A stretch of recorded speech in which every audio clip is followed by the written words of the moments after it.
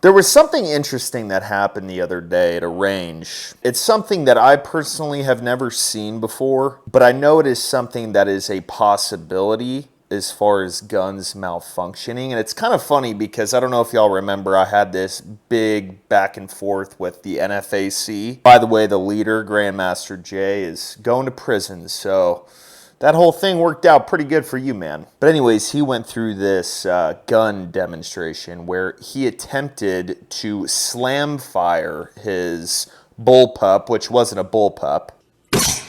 Look what just happened. The bolt goes forward. The weapon has fired. I guess technically if your gun is in really bad shape, or if you haven't cleaned it in years, or if the firing pin's messed up, I mean, there could be a lot of things, but really, that's still on you. If you're not taking care of your guns, then, you drop it, it may go off. Let me grab one of these for this. Let's go with this guy. Right, so if you slam your gun like this and your bolt's back, technically it will move the bolt forward, but that's just chambering around if your mag is loaded and inside of the gun. So that being said, this situation that we're going to show today is a really good lesson, and it's also something that is literally 1 in a million that can happen to anyone if they don't take good care of their guns, they don't clean them, there's some sort of issue within the gun, or if it's just an old ass gun that doesn't work that well. So there's this instructor that's walking out into an indoor range. And he goes to chamber around in this gun. Now let me make sure I get this gun's name right here. So the gun's name is a Sega or a Saga 9. And it's a semi-automatic rifle. And it's a derivative of the Kalashnikov AK line of semi-automatic rifles. I hate when people say assault rifles. They're semi-automatic rifles. That's it. So anyways, this firearm instructor walks over to this table and charges this gun. Loads around into the chamber, and it starts going off.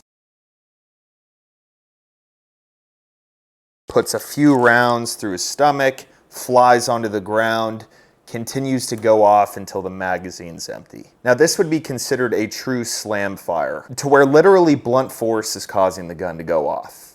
He's not pressing the trigger, he's not doing anything funky with it. He just chambered around, boom, went off, and then it just continued to cycle through. And the one thing that this guy did not do correctly is he did not obviously have a very strong grip on his gun, right? So maybe he was holding it with his non-dominant hand, charged it. Maybe he just didn't have a real firm grip, maybe up against his chest. This is also a perfect example of only pointing the gun at things that you want to destroy. Because if this were to happen and you did keep a firm grip, then you're just slam firing into the berm or backstop or wherever you're at instead of it flying all over the ground. I think another good point that this brings up is people who deal with firearms a lot, right? So every single day, they're either a trainer or something like that. They can get complacent with handling a firearm. It just becomes second nature.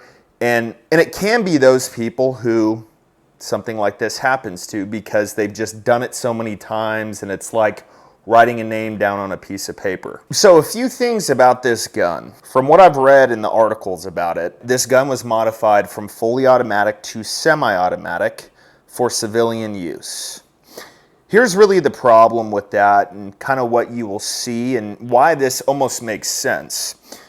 If you don't know who modified the gun, if you don't know what parts they used, if they used old parts, if they used crap parts, if they just used parts that didn't even make sense for that gun, it may not truly be a semi-automatic anymore. It's kind of like buying a truck and it being a lifted truck. What kind of lift is it? How badly did they off-road it? Was it a rock crawler? I mean, just because it has a lift or a nice lift on it does not mean that it's going to perform the way that you think it will. I think the lesson though with the gun aspect of this is just make sure that anything that you do to your gun, any internals that you mess with, triggers, barrels, bolts, really anything that you can think of, make sure they're done by someone who would use it themselves. Make sure it's a good product and just make sure it looks right. Take it apart, inspect it. But I think the really important aspect of this is not to scare anyone, not to tell you to not go to the range, not own guns. Absolutely not. But I think it's really important to understand that